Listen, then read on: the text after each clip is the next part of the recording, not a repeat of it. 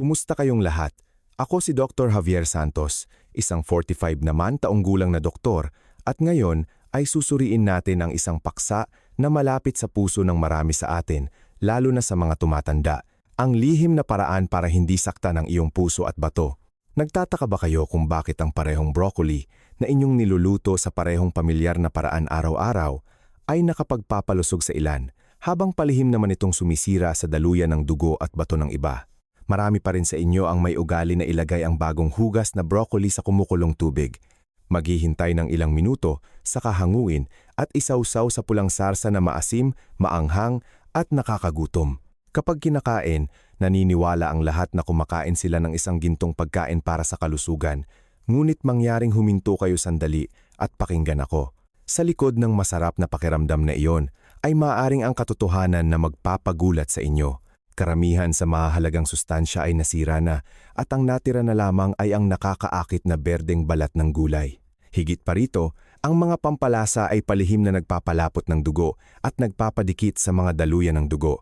Ang pagkakamaling ito ay hindi lamang tungkol sa pagkain. Ito ay parang mga patong ng itim na alikabok na dumikit sa isang malinaw na salamin, nagpapabagal sa daloy ng dugo at nagpapahirap sa mga pinong filter ng bato. Sa paglipas ng panahon, humihina ang mga bato nang hindi ninyo napapansin hanggang sa inyong matuklasan, napakalapit na kayo sa hindi na mababawing pagkabigo ng bato. Ang kapansin-pansin ay ang broccoli mismo ay isang superfood na pinuri ng malalaking organisasyong medikal para sa pag-iwas sa cancer at pagprotekta sa kalusugan. Sa mga kumakain nito ng tama, ito ay isang kalasag na nagpoprotekta sa katawan. Ngunit sa mga kumakain nito ng mali, ito ay nagiging isang double-edged sword na palihim na nagpapababa ng kalusugan araw-araw. Lalo na't parami ng parami ang mga taong lampas-anim pa na nahaharap sa mga problema sa bato at daluyan ng dugo ng hindi nila nalalaman. Ang ibinabahagi ko ngayon ay hindi lamang kaalaman, kundi isang paalala upang protektahan ninyo ang nalalabi ninyong buhay. Kaya naman, umaasa akong pasensyoso kayong mananatili hanggang sa dulo ng video. Kung tatapusin ninyo ang panonood, malalaman ninyo ang 4 na pangunahing bagay. Una, 3 uri ng pagkain na hindi dapat pagsamahin sa broccoli na maaaring gawing pasanin sa katawan ang masustansyang gulay na ito.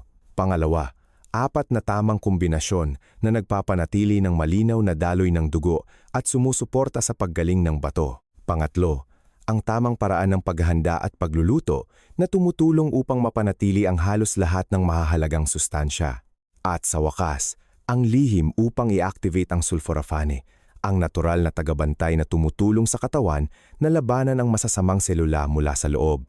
Ngayon, inaanyayahan ko kayong sumama sa akin sa isang paglalakbay upang maunawaan at makakain ng tama upang ang broccoli ay maging isang tunay na kaibigan na nagpoprotekta sa kalusugan sa halip na isang nakatagong banta sa ating pang-araw-araw na pagkain. Unang bahagi, ang lihim ng sulforaphane at 5 kagilagilalas na pagbabago para sa katandaan. Kaya ano ba sa broccoli ang maaaring lumikha ng malalim na pagbabago sa katawan habang tayo ay pumapasok sa gitnang edad at katandaan? Ang sagot ay hindi nasa karaniwang bitamina, kundi sa isang napaka-espesyal na biologically active compound na tinatawag na sulforaphane. Ito ay isang malakas na antioxidant at anti-inflammatory agent na inilarawan ng mga siyentipiko bilang isang endogenous security system ng katawan. Kapag na-activate ang sulforaphane, naglalakbay ito sa buong tissue. Palihim na hinahanap ng mga organo ang mga nasirang selula. Ang mga talamak na pamamaga na nabubuo sa paglipas ng mga taon, kaya pinipigilan ang mapanganib na transisyon ng mga selula mula sa ugat. Gayunpaman, isang napakahalagang bagay na hindi pa naririnig ng marami sa inyo ay ang sulforaphane ay hindi umiiral sa aktibong anyo sa broccoli. Ito ay parang isang natutulog na buto. Upang gisingin ang butong ito, kailangan ng partisipasyon ng isang mahalagang enzyme na tinatawag na myrosinase. Ang enzyme na ito ay inilalabas lamang kapag ang broccoli ay pinutol, tinadtad o nginunguya ng maigi. Sa sandaling iyon, magsisimulang i-convert ng myrosinase ang precursor sa aktibong sulforaphane. Ito ang dahilan kung bakit ang paraan ng pagkain ay kasing halaga ng pagkain mismo kapag ang sulforaphane ay na-activate ng tama at regular na pumapasok sa katawan. Lalo na sa mga matatanda, maaari itong humantong sa 5 napakahalagang pagbabago, hindi mabilis kundi tuloy-tuloy, palihim at ligtas. Una ay ang kakayahang suportahan ang pag-iwas sa cancer. Ayon sa maraming pag-aaral sa nutrisyon, ang sulforaphane ay may kakayahang i-activate ang mga gene na nagpoprotekta sa mga selula na tumutulong sa mga selulang humina dahil sa edad na hindi mahulog sa masamang landas ng pagbabago.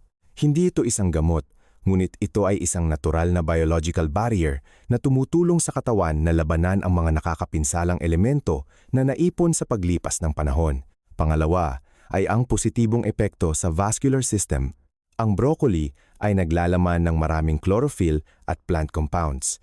Kapag pinagsama sa sulforaphane, makakatulong ito sa paglilinis ng microscopic plaque sa mga pader ng daluyan.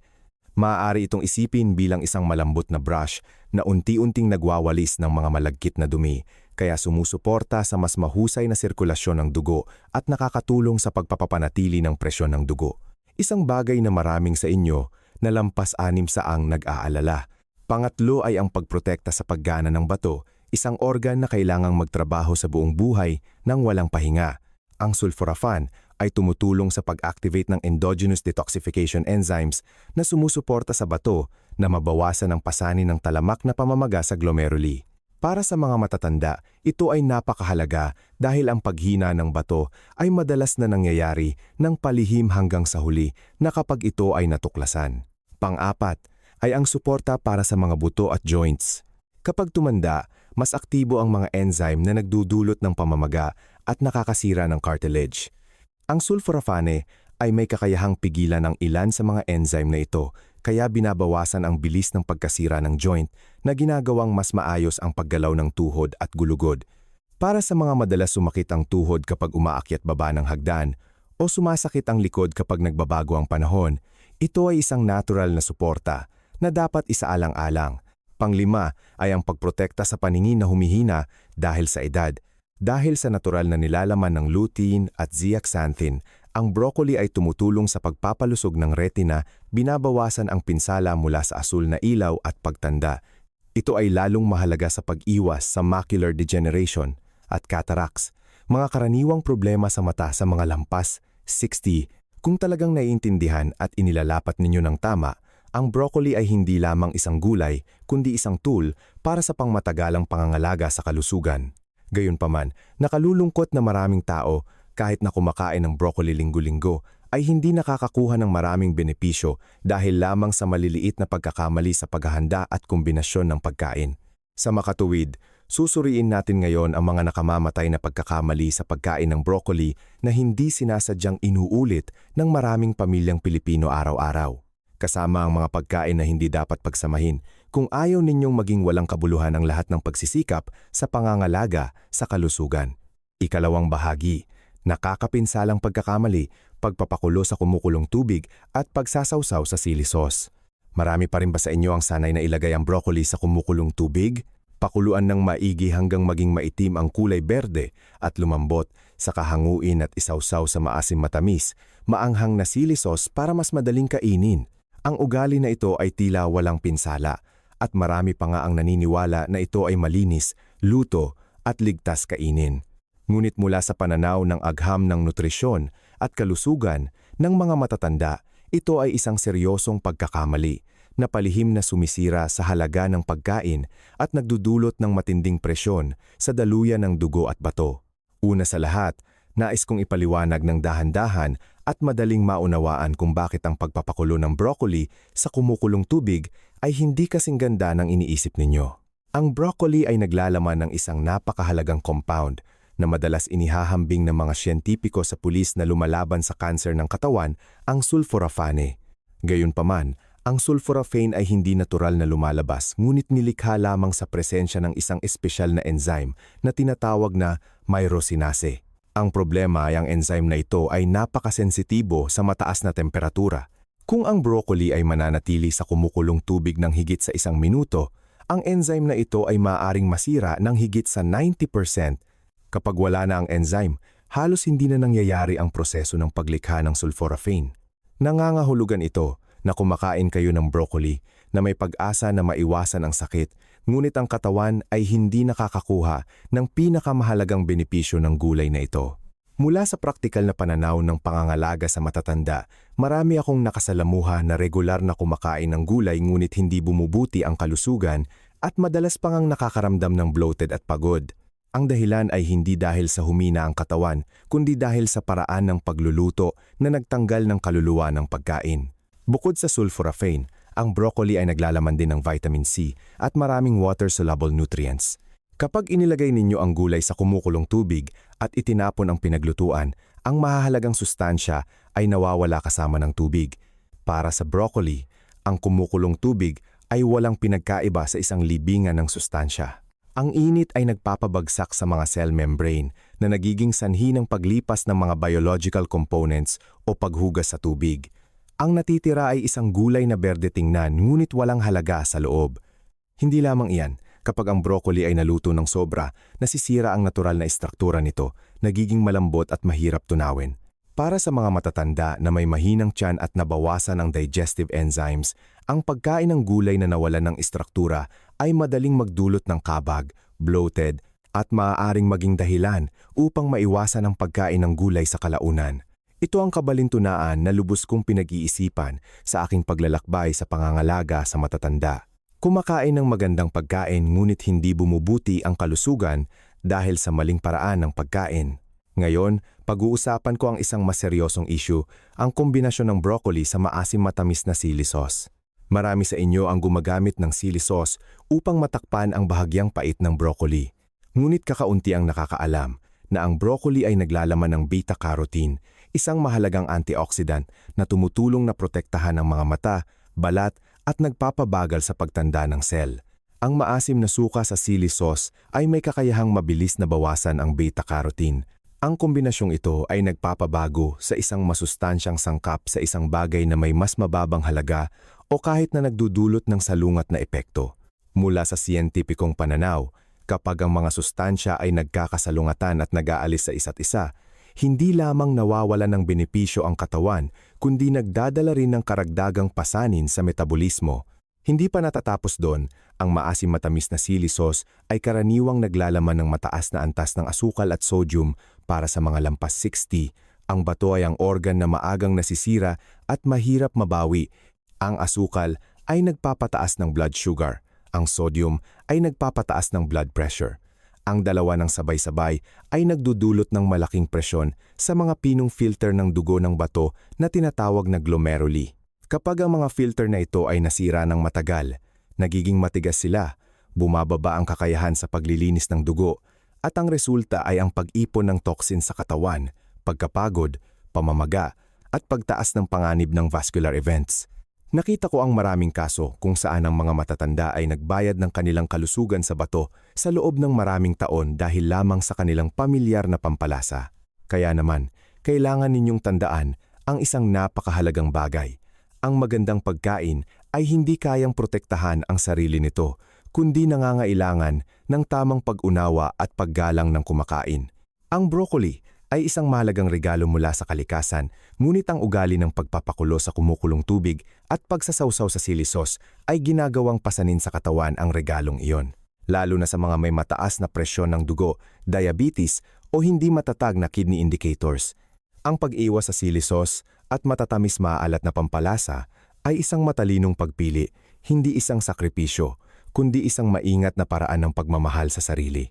Ang malakas na lasa ng sili sauce ay tinatakpan din ang natural na lasa ng broccoli na nagiging sanhi upang hindi makilala ng tama ng utak ang mga sustansya, kaya nagdudulot ng kaguluhan sa pagpapalabas ng digestive fluid. Ang panandaliang kasiyahan sa pagkain ay maaaring maging kapalit ng mga taon ng palihim na pagdurusa ng katawan.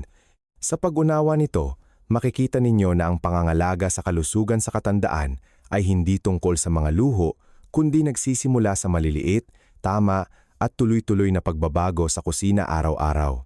Kung sa tingin ninyo ay kapaki-pakinabang ang pagbabahagi na ito, mangyaring magkomento ng numero 2 sa ibaba.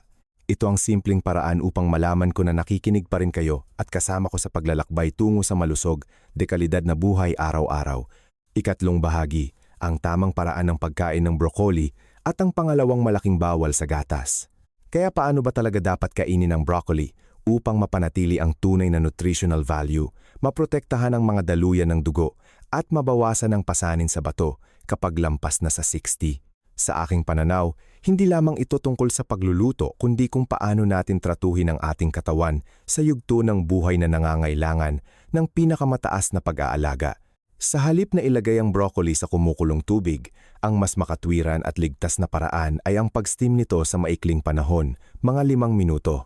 Ang sapat na init ng singaw ay tumutulong sa broccoli na maluto ng bahagya, nagiging mas malambot para sa digestive system ng matatanda, ngunit hindi nito sinisira ang enzyme myrosinase ng mabilis gaya ng pagpapakulo sa tubig. Kapag nanatiling buo ang enzyme na ito, nagkakaroon lamang ng kakayahan ng katawan na gumawa ng sulforafane, ang mahalagang compound na sumusuporta sa mekanismo ng self-protection ng cell at palihim na lumalaban sa pamamaga. Ito ang punto na napalampas ng marami dahil madalas nating iniisip na sapat na ang gulay ay luto. Samantala, para sa mga matatanda, ang paraan ng pagluluto ang nagdidikta ng tunay na halaga ng pagkain. Tungkol sa pampalasa, nais kong huminto kayo sandali upang mag-isip. Ang broccoli ay hindi nangangailangan ng malakas na pampalasa upang maging kapaki-pakinabang. Ang pagpapalit ng sili sauce ng kaunting malusog na langis ng gulay tulad ng olive oil o pure sesame oil, kasama ang natural na pampalasa tulad ng bawang, luya o kaunting asin, ay makakatulong sa mga daluyan ng dugo na maging mas relax at hindi na kailangang magtrabaho ng sobra ang bato. Sa maraming taon ng pagtatrabaho sa matatanda, napansin ko na ang isang napakaliit na pagbabago sa ugali ng paglalagay ng pampalasa ay sapat na upang matulungan ang presyon ng dugo at paggana ng bato na maging mas matatag sa paglipas ng panahon. Ito ang pagkakaiba sa pagitan ng pagkain upang mabusog at pagkain upang magpalusog. Kung ang kumukulong tubig at sili sauce ang unang pagkakamali, ang kombinasyon ng broccoli at gatas ang pangalawang malaking bawal. Palihim ngunit lubhang mapanganib para sa bato. Marami sa inyo na may pagnanais na maiwasan ang osteoporosis at palakasin ang resistensya ay pinili ang paggiling ng broccoli kasama ng gatas upang inumin tuwing umaga. Maganda ang layunin, ngunit hindi gumagana ang katawan ng tao ayon sa simpleng pag-iisip na maganda. Plus maganda, napakaganda sa broccoli. Naglalaman ito ng oxalic acid at ang gatas naman ay napakayaman sa calcium. Kapag nagkita ang dalawang sangkap na ito sa digestive system, maaari silang lumikha ng calcium oxalate, isang uri ng kristal na hindi natutunaw sa tubig. Ang mga kristal na ito ay hindi madaling mailabas ngunit may tendensya na maipon sa bato kung saan humina na ang kakayahan sa paglilinis dahil sa edad. Sa simula, maliit sila tulad ng butil ng buhangin, hindi nagdudulot ng anumang malinaw na pakiramdam. Ngunit sa paglipas ng panahon, ang mga kristal na ito ay dumidikit, nagiging isang bato sa bato. Ang matigas at matatalim na buhol ay maaaring makasira ng malubha sa panloob na istruktura ng bato. Sa mga matatanda, mas mabagal ang metabolismo at madalas ay hindi sapat ang dami ng tubig na iniinom, kaya mas mataas ang panganib ng pag-ipon ng calcium oxalate. Ang mga batong ito, kapag gumagalaw, ay maaaring kuskusin ang tissue ng bato na nagdudulot ng pamamaga, sakit at unti-unting nagpapahina sa paggana ng paglilinis ng dugo. Ang nakakalungkot ay kapag nasira na ang bato, limitado ang kakayahang gumaling. Naalala ko pa ang kaso ni Aling Nena, 55 taong gulang, na nakatira sa Cavite. Siya ay isang taong may malaking kamalayan sa pangangalaga sa kalusugan, nakarinig ng maraming payo na ang broccoli ay mabuti para sa pag-iwas sa sakit at ang gatas ay mayaman sa calcium na nakakatulong sa malakas na buto. Pinanatili niya ang ugali na bawat umaga ay gumiling ng isang buong broccoli na bahagyang pinakuluan kasama ang isang baso ng gatas upang inumin. Sa loob ng mahigit 1 taon, naniwala siyang ginagawa niya ang tama para sa kanyang katandaan. Hanggang sa isang gabi, nakaranas siya ng matinding sakit sa bandang balakang. Masakit na hindi siya makatayo ng tuwid at kinailangan siyang dalhin sa emergency room.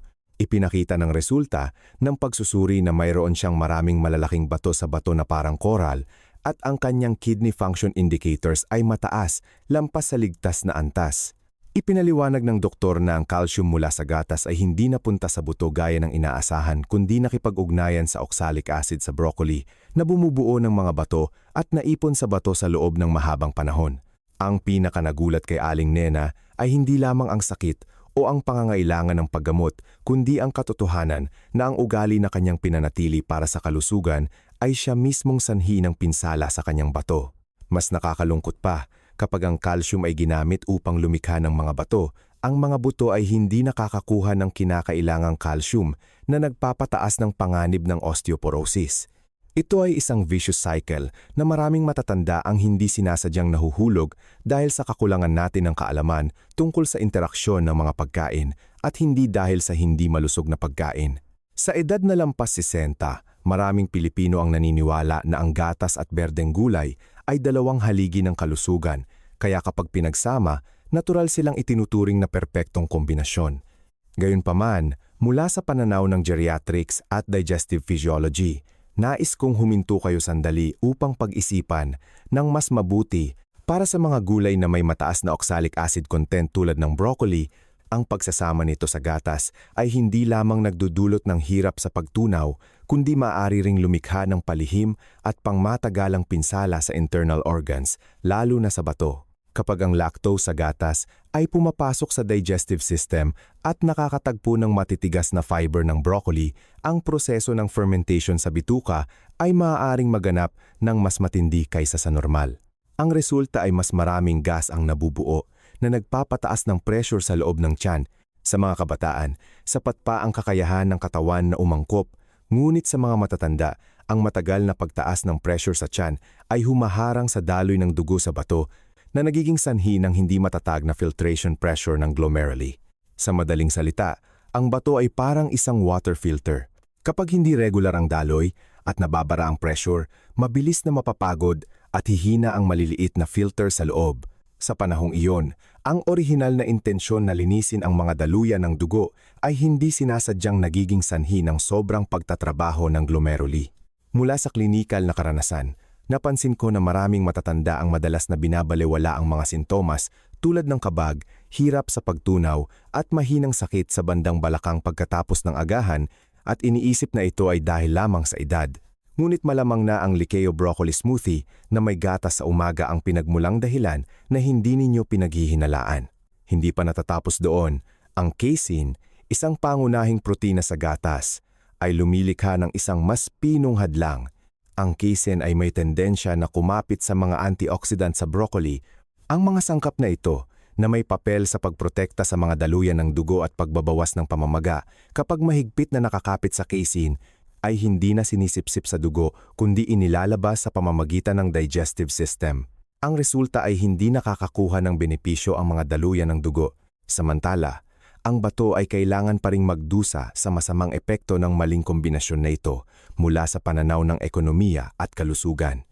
Ito ay isang kabalintunaan na dapat pag-isipan. Gumagastos kayo ng pera para sa sariwang broccoli, bumibili ng dekalidad na gatas, ngunit sa huli, ang nakukuha ng katawan ay hindi pagpapalusog kundi pasanin sa metabolismo. Ang mga sangkap na dapat sana ay tumulong na linisin ang mga daluyan ng dugo ay nasasayang.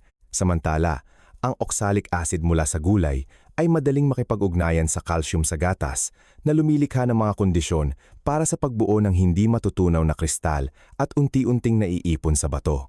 Bukod pa rito, kapag ang broccoli ay kinakain kasama ng gatas, ang pinaghalong ito ay may tendensya na manatili ng matagal sa tiyan na lumilikha ng paborableng kapaligiran para sa fermentation at pagkaagnas.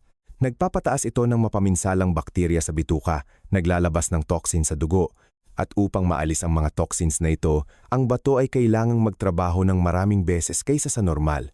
Para sa mga lampas 6 na, kapag humina na ang kidney function ng natural sa paglipas ng panahon, ang presyo na ito ay hindi na maliit na bagay kundi isang salik na nagdidikta sa bilis ng pagtanda at kalidad ng buhay. Ang bato sa katandaan ay may isang napakalinaw na katangian. Kapag napagod, napakabagal nitong gumaling. Sa makatuwid, ang isang ugali na tila walang pinsala na inuulit araw-araw ay sapat na upang makagawa ng malaking pagkakaiba sa pagitan ng isang walang problema na katandaan at isang katandaan na puno ng gamot at sakit. Mula sa pananaw na iyon, palagi kong pinapayuhan kayong huwag mag-blend ng broccoli at gatas upang inumin. Kung kumain na kayo ng broccoli sa isang pagkain, maghintay ng hindi bababa sa 1 hanggang 2 oras bago uminom ng gatas, upang mabawasan ang pagtatagpo ng oxalic acid at calcium sa digestive system. Kung sa tingin ninyo ay kapaki-pakinabang ang pagbabahagi na ito, mangyaring magkomento ng numero 4 sa ibaba. Ito ang simpleng paraan upang malaman ko na nakikinig pa rin kayo at kasama ko sa paglalakbay tungo sa malusog, dekalidad na buhay araw-araw. Ika-4 na bahagi, ikatlong malaking bawal, panganib sa pagkain, kasama ng pinatuyong labanos at kawayan. Kung sa mga naunang bahagi ay sinuri ko na sa inyo ang mga kombinasyon na tila walang pinsala ngunit palihim na nagdudulot ng pasanin sa bato, sa ikatlong malaking bawal na ito, mas lumalayo pa ang antas ng panganib. Hindi lamang ito tungkol sa mga bato o resulta ng pagsusuri, kundi tungkol sa sigla, tungkol sa tibay ng bituka at tungkol sa pundasyon ng kalusugan na nagsisimula ng manghina sa katandaan. Ang kombinasyon na nais kong bigyan ninyo ng espesyal na pansin ay ang broccoli na kinakain kasama ng pinatuyong labanos o kawayan. Ang mga ito ay napakapamilyar na pagkain sa hapagkainan ng maraming pamilyang Pilipino. Hindi kakaunti sa inyo ang may ugali na kumuha ng isang plato ng malutong na pinatuyong labanos o malutong na kawayan na kinakain kasama ng pinakuluan o bahagyang ginisa na broccoli. Madaling maunawaan ang dahilan dahil kapag kulang ang gana sa pagkain, nakakatulong ang mga pagkain ito upang mas maging masarap ang pagkain. At kilala pa bilang magandang gulay para sa panunaw, nakakatulong upang maiwasan ang paninigas ng dumi. Ngunit ang agham ng panunaw sa mga taong lampas 60 ay nagbibigay sa atin ng ganap na ibang pananaw sa isang humina na tiyan at nabawasan na paggalaw ng bituka. Ang kombinasyon na tila malusog ay maaaring maging isang pagkain na nagpapabag, nagpapahirap sa tiyan at patuloy na naglalabas ng hangin na nagdudulot ng matagal na pagkapagod. Ang broccoli mismo ay isang gulay na napakayaman sa fiber. Ang mahalaga ay ang karamihan sa fiber sa broccoli ay kabilang sa grupo ng insoluble fiber. Ang ganitong uri ng fiber ay hindi madaling masira ng buo kahit na naluto na. Kapag ang broccoli ay kinakain kasama ng pinatuyong labanos na natuyo na ang tubig o kawayan na may matigas na fibers. Ang bituka ng matatanda ay kailangang harapin ang isang dami ng magaspang, matigas at mabigat na fiber. Sa kabataan, malakas pa ang smooth muscles ng bituka. Malakas ang peristalsis ng bituka kaya kayang itulak ng katawan ang mga bukol na ito. Ngunit pagkatapos ng edad 60, ang kakayahang magkontrata ng bituka ng sabay-sabay ay maaaring bumaba ng higit sa kalahati na nagiging sanhi ng madaling pag-ipon ng pagkain. Sa kondisyon ng mahinang paggalaw ng bituka, ang mga magaspang na bukol ng fiber na ito ay pumapasok na parang malalaking bara na naipit sa isang makitid na tubo. Hindi sila umaagos ngunit patuloy na naiipon, kumukuskos sa mga pader ng bituka. Ang mga hibla na ito ay sumisipsip din ng tubig, unti-unting lumalaki. Kung regular kayong kumakain ngunit hindi sapat ang iniinom na tubig, matagal na magagalit ang bituka na nagre-resulta sa talamak na pamamaga, matagal na kabag, at sa malubhang kaso ay maaaring mangyari ang bowel obstruction. Ibig sabihin, halos huminto ang bituka sa paggana. Para sa mga mayroong hirap sa panunaw o madalas na nakakaramdam ng bloated na parang may mabigat na bagay sa tiyan, mas lalo pang nagiging mapanganib ang kombinasyong ito. Ang pagkain na matagal na naiipon sa bituka ay magsisimulang mabulok na lumilikha ng mga lason. Ang mga lason na ito ay hindi lamang nananatili sa bituka kundi maaari ring tumagos sa lining ng bituka, pumasok sa dugo at dumumi ang circulatory system.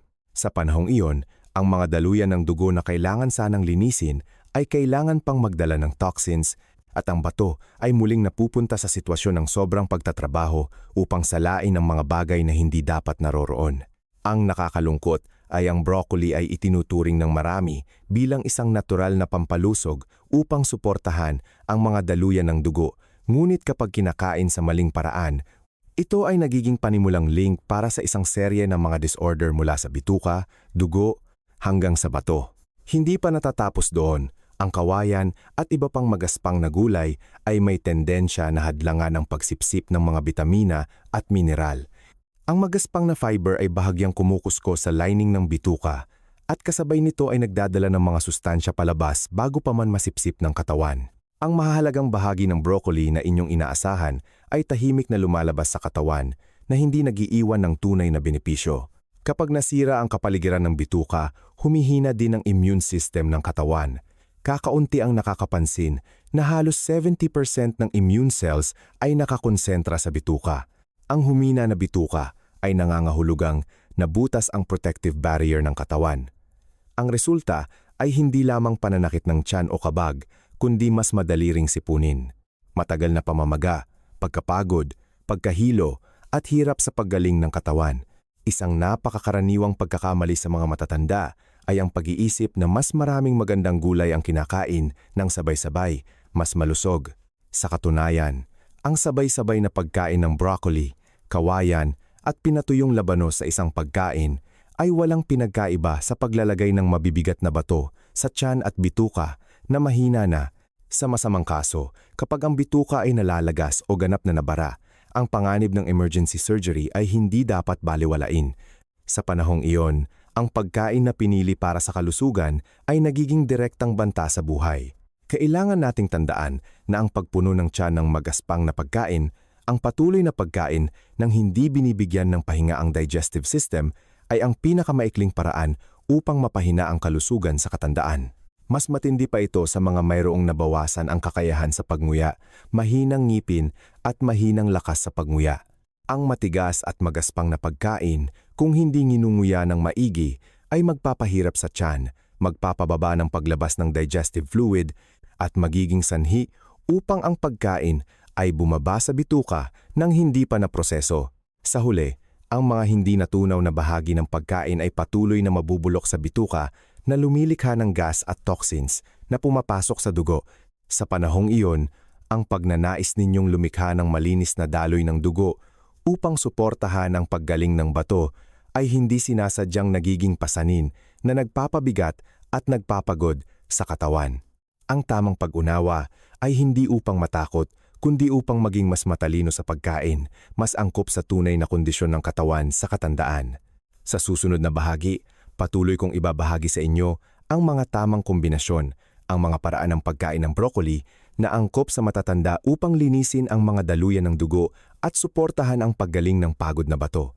Ito ay mga simpleng paraan ng pagkain ngunit epektibo na hindi pa naipapakita ng sino man ng malinaw.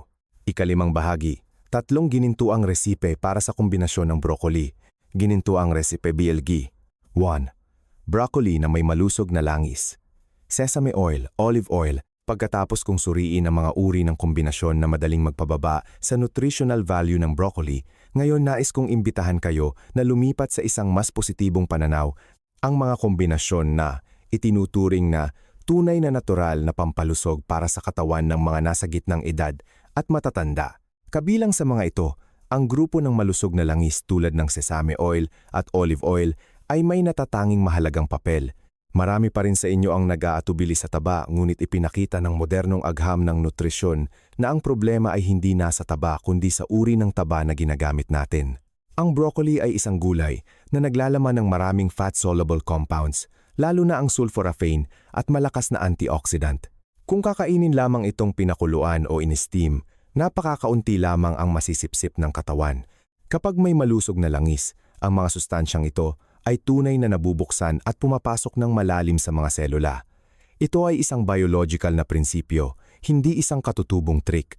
Tungkol sa paraan ng pagluluto, nagmumungkahi ako ng isang simpleng ulam na angkop para sa panlasa at digestive system ng mga lampas 60. Ito ay ang broccoli na hinaluan ng sesame oil. Hugasan ninyo ng maigi ang broccoli sa umaagos na tubig, putulin sa tamang laki, pagkatapos ay hayaang nakalapag sa temperatura ng silid ng humigit kumulang 90 minuto, pagkatapos putulin upang ma-activate ng lubusan ang sulforaphane. Susunod, steam ito gamit ang malakas na singaw sa maikling panahon na wala pang 5 minuto upang ang gulay ay maluto ng bahagya, ngunit manatili pa ring malutong. Kapag mainit pa ang broccoli, lagyan ng sapat na dami ng sesame oil, dagdagan ng kaunting asin, tinadtad na bawang, haluin ng maigi, at sabugan ng kaunting toasted sesame seeds. Ang ulam na ito ay hindi lamang mabango, kundi madali ring nguyain, tunawin, at napaka-friendly sa mahinang tiyan. Sa olive oil, maaari ninyong ilapat ang bahagyang paggisa. Ilagay ang olive oil sa kawali, igisa ang hiwa ng bawang hanggang maging mabango. Pagkatapos ay ilagay ang broccoli na in-steam at igisa ng mabilis sa loob ng mga 30 segundo, pagkatapos ay patayin ang kalan at sabugan ng kaunting paminta. Maraming pag-aaral ang nagpakita na ang olive oil ay tumutulong na protektahan ang digestive lining na napakangkop sa mga matatanda na madalas na nakakaranas ng kabag o talamak na pamamaga ng tiyan. Sa biological na pananaw, ang lignan sa sesame oil ay may epekto sa pagbabalanse ng hormone at pagpapabagal ng pagtanda ng cell. Kapag pinagsama sa sulforaphane ng broccoli, ang immune boosting effect ay kapansin-pansin na tumataas. Madalas kong inihahambing ang kombinasyong ito sa isang hukbo na may kalasag at sibat, parehong nagtatanggol at sumusugod sa mga free radicals na nakakapinsala sa katawan. Hindi na ito isang ordinaryong pagkain kundi isang nakapagpapagaling na pagkain na nagpapalusog sa bawat selula mula sa loob. Bukod pa rito, ang kombinasyon ng broccoli at malusog na langis ay sumusuporta rin sa pagkontrol ng kolesterol. Ang unsaturated fatty acids sa sesame oil at olive oil ay tumutulong na bawasan ang masamang kolesterol, habang ang fiber ng broccoli ay sumusuporta sa paglabas ng mga ito. Kapag malinis at mas malambot ang mga daluyan ng dugo, ang presyon sa microvascular system, lalo na sa glomeruli, ay nababawasan din ng malaki. Ito ang palihim ngunit napakahalagang pundasyon upang mapanatili ang matatag na paggana ng bato sa katandaan. At kung sa tingin ninyo ay karapat-dapat ipatupad ang nilalamang ito, mangyaring mag-iwan ng komento na numero 6 sa ibaba ng video. Hindi lamang ito isang senyales upang malaman ko na nakikinig kayo, kundi isang maliit na pangako sa inyong sariling kalusugan. Gininto ang resipe, belge. 2. Broccoli na may tofu at itlog. Kapag nalinis na at lumuwag ang mga daluyan ng dugo salamat sa naunang dieta, ang susunod na yugto na kasing halaga ay ang pagbibigay sa katawan ng malinis, matatag at matibay na pinagmumula ng enerhiya upang ang dugo ay makapagdala ng sustansya upang mapalusog ang bawat selula. Marami sa inyo na lampas-anim na po ang madalas na may iisang pag-iisip na kapag nararamdaman ng humihina ang katawan, nangangayayat ang mga kamay at paa, kailangan kumain ng mas maraming karne upang makabawi ng lakas. Madaling maunawaan ang kaisipang ito ngunit mula sa pananaw ng medisina at klinikal na karanasan, ang madaliang pagtaas ng red meat sa yugtong ito ay maaaring magdulot ng karagdagang pasanin sa bato, madaling tumaas ang creatinine levels, at ang mga daluyan ng dugo ay mabilis na matatakpan ng masamang taba. Ang inaakalang nakapagpapalusog ay kung minsan ay nagiging isang palihim na salik na nagpapababa ng kalusugan. Sa kontekstong ito, ang tofu at itlog na pinagsama sa broccoli ay isang matalino at angkop na alternatibo para sa katawan ng matatanda. Ang kombinasyong ito ay nagbibigay ng dekalidad na protina, madaling tunawin, hindi nagdudulot ng presyon sa bato ngunit tumutulong pa rin sa pagpapanatili ng kalamnan ng matatag.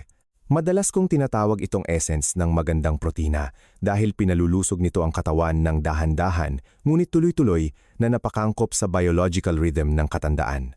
Sa siyentipikong pananaw, ang broccoli ay naglalaman ng plant-based protein ngunit hindi kumpleto ang lahat ng mahahalagang amino acids. Kapag kinakain ng mag-isa, hindi optimal ang epekto sa pagbuo ng kalamnan. Gayunpaman, kapag pinagsama sa tofu o itlog, nagaganap ang isang biological compensation. Ang mga kulang na amino acids ng isa ay pupunan ng isa na lumilikha ng isang mas kumpletong istruktura ng protina. Lalo na, ang vitamin C na sagana sa broccoli ay gumaganap bilang isang biological catalyst na tumutulong upang mapataas ang pagsipsip ng iron at plant-based calcium mula sa tofu. Kapag maayos na napalusog ang mga buto at napuno ng kalamnan, ang kakayahan sa paglakad, pagbalanse, at ang basic metabolic rate, ang mga salik na nagdidikta ng kalidad ng buhay sa katandaan, ay natural na bubuti. Nais kong ibahagi ang kwento ni Tatay Pedro, 74 taong gulang, na kasalukuyang naninirahan sa isang probinsya sa Pilipinas. Dati, madalas siyang nagrereklamo tungkol sa kanyang mahinang mga binti at pagkapagod kapag umaakyat ng hagdan. Mabilis na bumaba ang mas ng kalamnan na naging dahilan upang maging mabigat ang pang-araw-araw na gawain. Sa hangarin na lumakas, sinubukan niyang kumain ng mas maraming karne ngunit hindi naging ayon sa inaasahan ng resulta. Ang kanyang kidney indicators ay nagbabago-bago, madali siyang mana sa mga paa at mukha at nakakaramdam ng pagkapagod. Matapos turuan na ayusin ang kanyang pagkain, lumipat sa regular na pagkain ng broccoli, tofu at itlog. Sa simula, nag-aalinlangan pa rin siya dahil sa pakiramdam na napakagaan ng pagkain. Ngunit pagkatapos ng humigit kumulang 3 buwan, ipinakita ng mga pagsusuri na bumalik sa normal ang kidney function, kapansin-pansin na nabawasan ang pamamaga, at ang pinakamahalaga ay naging mas matigas ang kanyang mga binti, sapat na upang maglakad ng matagal at sumali sa mga magagaan na pag-akyat sa burol kasama ang kanyang mga kaibigan. Para sa kanya, hindi lamang ito pisikal na pagbabago, kundi isang muling pagkuha ng tiwala at kakayahan ng katawan na gumaling.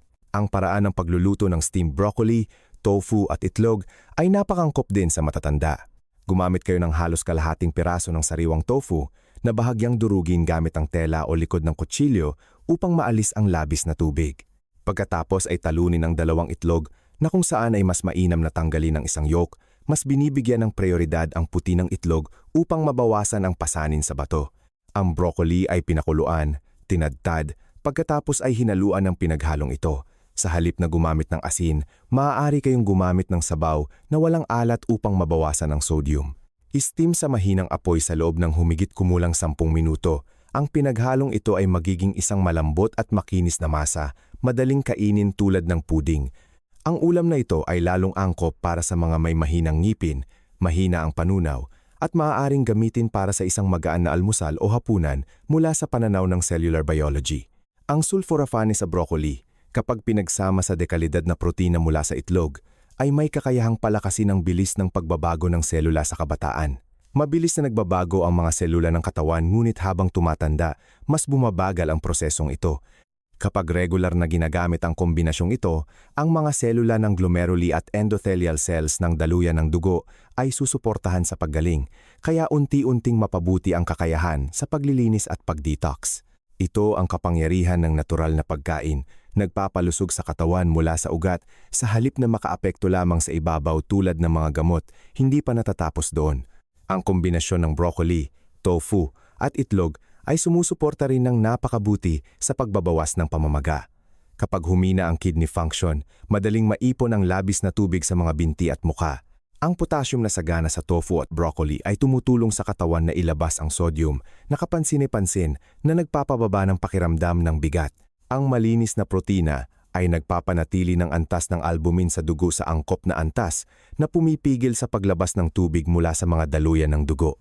Kapag nabawasan ang pamamaga, bumubuti ang sirkulasyon ng dugo at lumuluwag din ang presyon sa bato na lumilikha ng isang positibong siklo. Bukod pa rito, ang isoflavones sa tofu ay kapaki-pakinabang para sa buto ng mga matatandang kababaihan at sa prostate ng mga kalalakihan.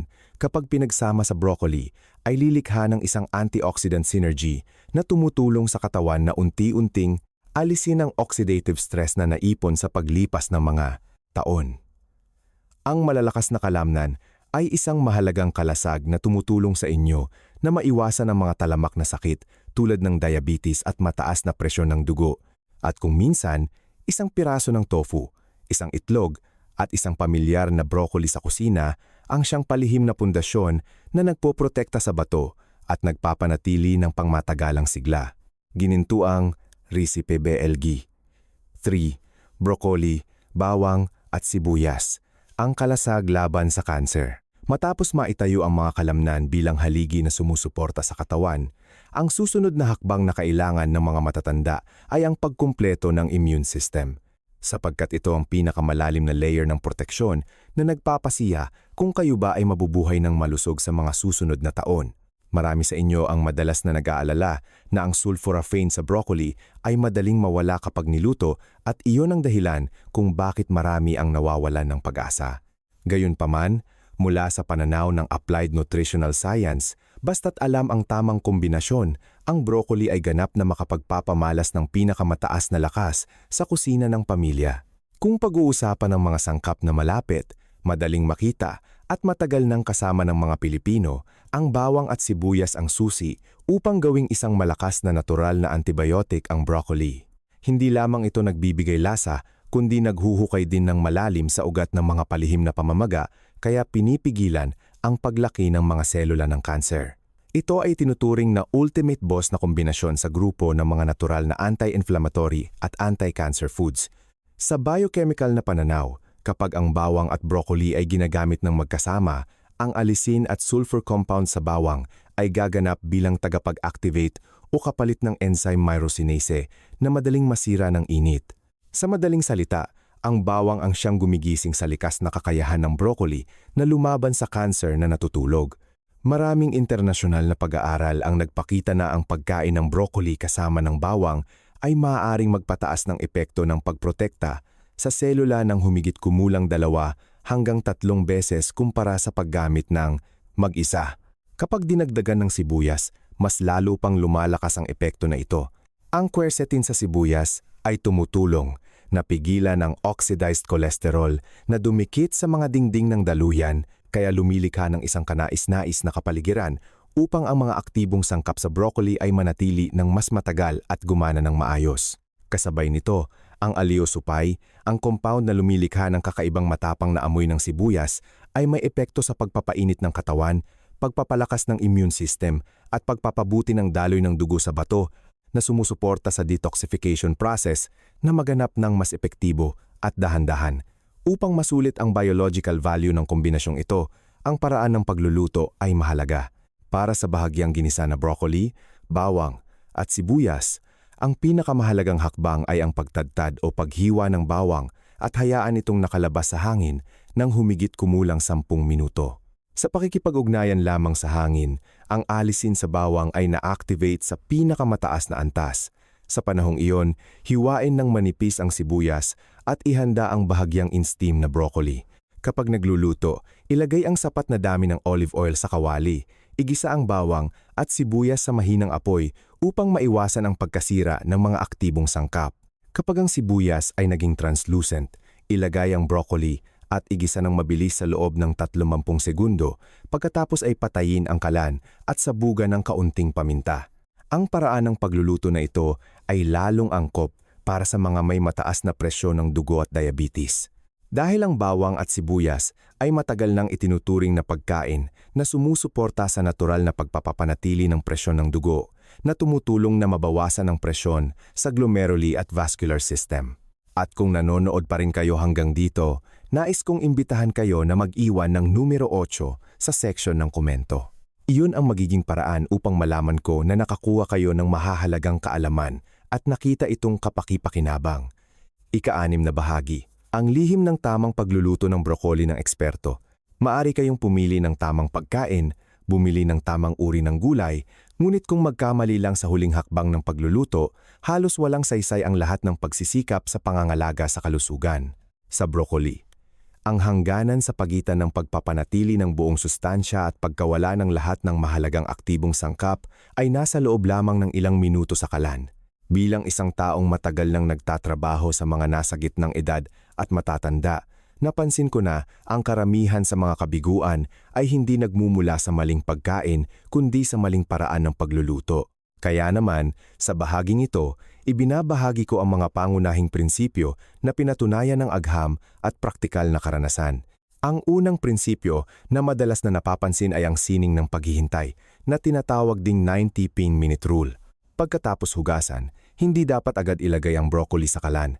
Hiwain ito sa maliliit na piraso at hayaan itong nakalapag sa temperatura ng silid ng humigit kumulang 90 minuto. Kung nagmamadali, dapat itong iwanan ng hindi bababa sa 30 minuto. Ang dahilan ay nasa enzyme myrosinase, isang uri ng enzyme na na-activate lamang kapag naputol o nasira ang mga sel ng gulay. Kung agad kayong magpapainit, sisirain ng init ang enzyme na ito bago pa ito makalikha ng sulforaphane. Ang mahalagang aktibong sangkap na may papel sa pagprotekta sa selula, paglaban sa pamamaga at pagsuporta sa pag-iwas sa cancer. Ang oras ng paghihintay ang panahon kung kailan inihahanda ng broccoli ang sarili nito upang maging isang tunay na nakapagpapagaling na pagkain. Ang susunod na prinsipyo ay ang 5-minute rule na direktang nauugnay sa paraan ng pagluluto. Sa halip na pakuluan ng lubog sa tubig tulad ng karaniwang ugali, palagi kong pinapayuhan kayong mag-steam at mag-steam lamang sa loob ng maximum na 5 minuto. Ang oras na ito ay sapat na upang palambutin ang fiber na ginagawang madaling masipsip ng digestive system ng matatanda, habang pinapanatili pa rin ang karamihan sa mga mahahalagang enzyme at mineral. Ang sobrang pag-steam ay hindi lamang nagpapawala ng lasa ng gulay, kundi nagpapababa rin ng malaki sa sulforaphane na lalong nakakasama sa mga may mahinang bato o mahina ang resistensya. Ang ikatlong prinsipyo ay madalas kong tinatawag na lihim na muling pagbuhay ng gulay na inilalapat sa mga sitwasyon kung saan hindi kayo makapaghanda ng sariling pagkain. Kung kailangan ninyong kumain ng broccoli na sobrang luto na sa labas o sa isang party, Kumain kayo ng kaunting mustasa o horseradish. Ang mga pampalasa na ito ay naglalaman ng mga enzyme na gumagana tulad ng myrosinase na tumutulong na muling i-activate ang kinakailangang biological reaction upang muling mabuo ang sulforaphane mula sa natitirang precursor sa broccoli. Ito ay isang nababaluktot na solusyon na lalong angkop para sa totoong buhay ng matatanda kapag hindi palaging sila ang nagluluto. Isang maliit na hakbang ngunit hindi gaanong mahalaga ay ang paraan ng paghuhugas ng broccoli. Sa halip na hugasan lamang sa ilalim ng gripo, dapat ninyong baligtarin ang buong broccoli sa isang mangkok ng malinis na tubig sa loob ng humigit kumulang 10 minuto. Ang paraan na ito ay tumutulong sa mga bulaklak na bumukas, naglalabas ng dumi, nalalabi ng pestisidyo at natural na wax. Pagkatapos ay banlawan muli ng mahinang tubig alat o tubig na may suka upang mapataas ang kaligtasan. Para sa mga matatanda, ang pagbabawas ng pasanin ng toxin sa atay at bato mula pa sa yugto ng paghahanda ay lubhang kinakailangan. Sa aking pananaw, pagkatapos ng maraming taon ng pagmamasid sa kalusugan ng matatanda, ang broccoli ay hindi lamang isang uri ng gulay, kundi isang pagsubok ng saloobin sa buhay. Ang pag-aalaga sa bawat maliit na hakbang sa hapagkainan ay ang pag-aalaga sa inyong mga daluyan ng dugo, sa inyong mga bato at sa nalalabi ninyong buhay. Ang hapagkainan ay sa katunayan isang tahimik na lugar ng paggaling araw-araw, ang lugar na nagpapasiya kung kayo ay maglalakad ng matatag o mapapagod sa mga susunod na taon. Kapag ang bato ng mga magulang ay maayos na protektado, panatag ang loob ng mga anak, at kapag sapat pa ang inyong kalusugan upang pangalagaan ang sarili, iyon ay isang malaking regalo para sa buong pamilya. Mga minamahal kong kaibigan, salamat sa inyong paglalakbay. Kasama ako sa mahabang panahon upang matuklasan ang lihim na buhay ng broccoli. Ngayon, hindi lamang tayo natuto kung paano kumain ng isang uri ng gulay, kundi nakumpirma rin natin ang kalasag na nagpoprotekta sa katawan mula sa kumukulong tubig, sili sauce at ang malaking bawal sa gatas. Ang inyong hapagkainan ang pinakamahalagang lugar ng paggaling na nagpapasiya sa nalalabi ninyong buhay. Kapag malinis ang bato ng mga magulang, panatag ang loob ng mga anak. Ang malusog na paglalakad ninyo ay kaligayahan ng buong pamilya. Nagsisimula ang kalusugan sa katandaan sa isang maingat na inihandang broccoli ngayong gabi. Kung hindi pa nakaka-subscribe, mangyaring pindutin ang Live Healthy in Old Age upang samahan ako sa paghahanda para sa isang malusog na buhay na aabot ng 100 taon. Mangyaring ibahagi sa inyong mga mahal sa buhay at mag-iwan ng komento na healthy kidneys kasama ang inyong determinasyon. Naway maging malinaw palagi ang inyong mga daluyan ng dugo at matatag ang inyong mga bato upang salubungin ang bawat bagong araw na puno ng sigla. Salamat sa inyong panonood hanggang sa dulo. Naway maging malusog at maligaya kayo sa araw na ito.